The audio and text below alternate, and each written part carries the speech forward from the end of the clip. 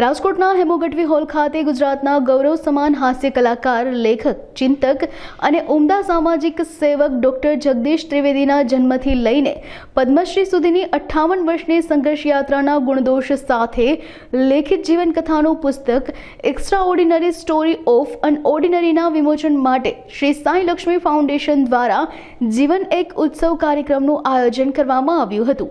વડાપ્રધાન નરેન્દ્ર મોદીએ મન કી બાત કાર્યક્રમમાં જગદીશ ત્રિવેદીના વ્યક્તિત્વ વિશે 3 ને 45 મિનિટ સુધી વાત કરી હતી।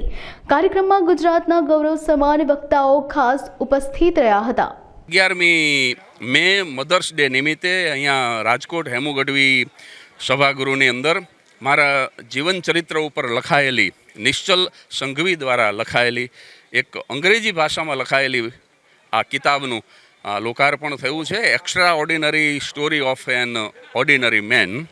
અને આની અંદર મારા જન્મથી લઈ અને 58 વર્ષની મારી જિંદગીની સંઘર્ષ યાત્રાને ખાસ તો મને આનંદ એ વાતનો છે કે ગુણ અને દોષ બંને એની અંદર એણે સરસ રીતે લીધા છે, કારણ કે એકલા વખાણ થાય તો એનો કોઈ અર્થ નથી, પણ ગુણદોષ સાથે આ અંગ્રેજી ભાષામાં પુસ્તક પ્રગટ થયું અને સ્વનામ ધન્ય 5 વક્તાઓ આરજે દેવકી, સુભાષ ભટ્ટ, જય વસાવડા, ડૉક્ટર શરદ ઠાકર અને સાંઈરામ દવે અને વિશાળ સંખ્યામાં રવિવાર હોવા છતાં પણ વિશાળ સંખ્યામાં રાજકોટના સાહિત્યકારો અને સાહિત્ય પ્રેમીઓ આવ્યા, એનો અત્યંત આનંદ છે। અને ગઈકાલે અમદાવાદમાં આવો જ કાર્યક્રમ ટાગોર હોલમાં પણ થયો હતો, એટલે હું ખૂબ જ આનંદની લાગણી વ્યક્ત કરું છું। 3 વસ્તુ બનશે, આ બુક જે વાંચશે એ કોઈ દિવસ આપઘાત કરવાનો વિચાર નહીં કરે। 2, એને ખબર પડી જશે કે કઠોર પરિશ્રમનો કોઈ વિકલ્પ નથી, જીવનમાં સફળ થવું હોય તો રાત દિવસ મહેનત કરવી પડશે। અને 3, એને ખ્યાલ આવી જશે કે પોતાની પ્રતિમા પોતે જ કંડારવી પડશે, બીજાની રાહ જોઈ અને બેસવાથી સફળતા નથી મળતી। એટલે